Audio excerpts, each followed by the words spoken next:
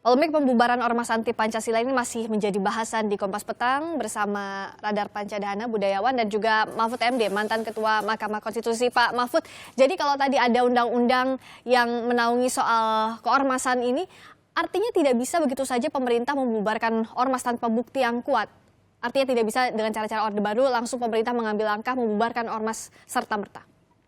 Oh iya, tentu tidak bisa sembarangan membubarkan. Artinya ada prosedur-prosedurnya. Cuma meski tidak bisa sembarangan, kalau memang cukup persyaratan undang-undang untuk dibubarkan itu bisa saja dilakukan dengan cepat. Jadi begini Friska, kita mempunyai Undang-Undang Nomor 17 tahun 2013 tentang keormasan.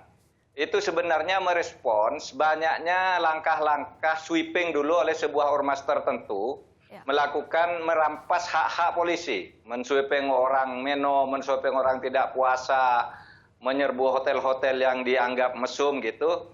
Lalu dibuat undang-undang itu yang membuka pintu kalau melakukan hal seperti itu lagi bisa dibubarkan.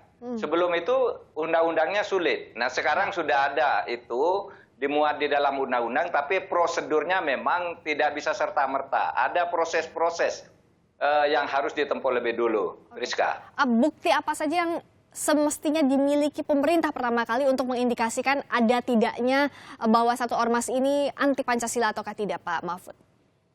Pertama dari sudut asasnya. Di dalam undang-undang itu disebutkan setiap ormas di Indonesia ini harus berasaskan Pancasila.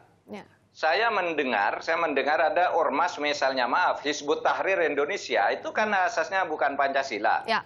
Nah kalau begitu itu kan bisa dibubarkan gitu. Karena bertentangan dengan undang-undang. Kalau misalnya asasnya formalnya tertulis Pancasila tapi menyebarkan ajaran-ajaran yang bertentangan dengan Pancasila juga bisa dibubarkan. Itu ada pasalnya, pasal yang melarang melakukan kegiatan-kegiatan yang bertentangan dengan misalnya cara bernegara menurut sistem negara Pancasila kita. Oke. Artinya itu Friska ya. Ya, Pak Mahfud, artinya selama pemerintah ini meyakini bahwa kalaupun asas yang tertulis Pancasila tapi di luar itu ada kegiatan yang tidak mengakui Pancasila, pemerintah bisa mengambil tindakan untuk membubarkan ormas itu ya, Pak Bisa. Mahfud? Bisa dan itu ada ketentuannya memang. Ya. Jadi di dalam Undang-Undang Nomor 17 itu memang mengarah ke situ karena dulu banyak orang melakukan hal seperti itu tapi tidak bisa ditindak. Ya. Anda tahu tahun 2011 dulu ribut, banyak sweeping, banyak kesewenang-wenangan, lalu dibuat undang-undang pada tahun 2013 untuk mengakomodasi agar pemerintah bisa segera melakukan tindakan untuk langkah seperti itu. Baik. Nah, kalau Pak Radar melihat hal ini, ketentuan hukum ini, apakah menjadi satu ketenangan bagi masyarakat? Artinya pemerintah memiliki power lebih untuk menindak ormas-ormas yang dianggap meresahkan masyarakat, salah satunya dengan anti Pancasila. Kalau power lebih ya tidak lah, kan itu cuma basisnya undang-undang kan. Cuma kita sekarang ini sama-sama lah kita mengingat bahwa hal yang seperti ini sebenarnya adalah seperti peribahasa Prancis, l'histoire se répète, artinya sejarah berulang. Kejadian adanya ancaman-ancaman terhadap keamanan negara, terhadap keutuhan negara sudah terjadi sebelum Soeharto katanya. Sampai Soeharto kemudian menerapkan satu politik policy asas tunggal itu kan. Semua harus berasas tunggal Pancasila, yang tidak diizinkan atau diberedelkan. Sampai terus kemudian kita semua protes, mengkritik masalah itu ya kan. Pada akhirnya kembali lagi kita mengalami situasi yang sama dan akhirnya melakukan satu hampir dengan polisi yang sama, walaupun dulu Soeharto dengan rezim senjatanya itu bisa menghapuskan organisasi manapun, sekarang mau melalui proses. Kan kadang-kadang ya kalau misalnya prosesnya itu terlampau lama, sementara dampak kerusakannya sudah terlalu cepat, ya seberapa cepat pemerintah itu bisa melakukan tindakan terhadap organisasi tersebut, seperti yang dikatakan Pak Mahfud.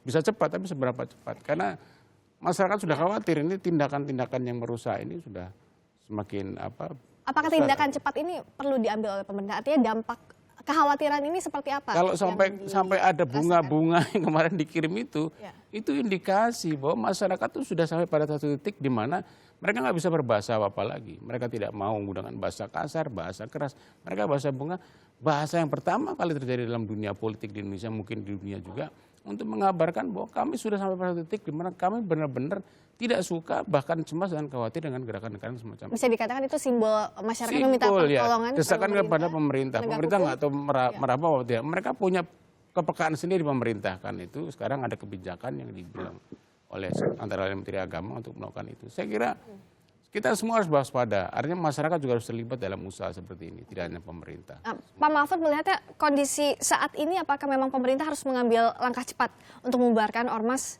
yang diindikasikan anti Pancasila? Iya, bukan saat ini ya. Kita membuat Undang-Undang Nomor 17 itu justru untuk memberi senjata hukum kepada pemerintah untuk melakukan tindakan. Karena dulu sampai dengan tahun 2011, 2012 itu tidak bisa melakukan apa-apa karena hukumnya dulu prosedurnya sangat ketat dan tidak mewadahi langkah-langkah itu. Nah sekarang kan sudah ada itu. Ukuran-ukurannya juga dengan mudah bisa bisa diambil dari undang-undang siapa yang melanggar, siapa yang tidak. Meskipun prosedurnya harus melalui peringatan 1, peringatan 2, peringatan 3, lalu pembekuan baru dibawa ke pengadilan gitu. Memang agak lama, tetapi dengan peringatan 1 aja saya kira bisa mulai untuk melangkah lebih jauh gitu. Oke, ada ekses lain yang juga tentu turut dihitung. Artinya apabila pemerintah memutuskan membubarkan satu ormas, bukan tidak mungkin akan ada kontroversi, akan ada perlawanan dari misalnya ormas-ormas lain yang juga mendukung ormas yang diduga anti Pancasila itu. Apakah hal ini juga harus dikalkulasi oleh pemerintah, Pak Mahfud? Iya sudah pasti dong. Pemerintah kan sudah apa yang disebut kirka ya. Kalau di dalam ilmu pertahanan keamanan itu ada kirka namanya, kiraan keadaan. Perkiraan keadaan kalau melakukan ini, keadaan yang akan timbul adalah ini. Itu semua sudah dihitung. Dan begini, pemerintah sebaiknya tidak bias, misalnya hanya terfokus kepada ormas tertentu yang sering banyak disebut. Semua yang dilarang dilakukan oleh undang-undang itu harus ditindak. Misalnya ada ormas-ormas yang dianggap baik tapi suka membubarkan satu forum, itu juga supaya ditindak, diberi peringatan. Karena mengambil alih wewenang aparat hukum itu dilarang oleh undang-undang keormasan. Kalau misalnya melakukan sweeping, membubarkan satu forum, itu juga dilarang oleh undang-undang keormasan. Ada pasalnya gitu. Jadi semua harus ditindak.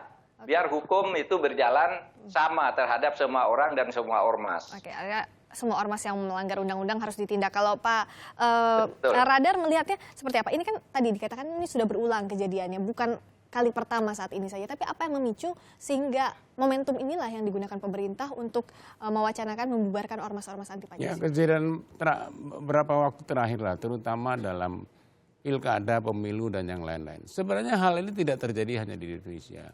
Juga terjadi di Perancis, juga terjadi di Malaysia, juga terjadi di Amerika. Ya. Bagaimana situasi pemilu itu menciptakan semacam keretakan dalam hubungan masyarakat, ya, keretakan di antara golongan-golongan yang dulunya sangat bersatu dalam suatu kebangsaan.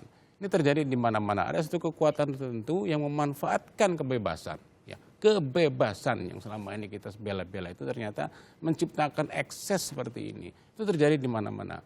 Ini barangkali momentum bagi kita untuk saling mengoreksi diri, baik melihat dari masa lalu, pelajaran-pelajaran yang telah terjadi, turbulensi politik yang menciptakan kekacauan sosial, ya, chaos sosial, ataupun masuknya infiltrasi asing, termasuk kultur asing dan media asing, maupun informasi atau teknologi informasi asing.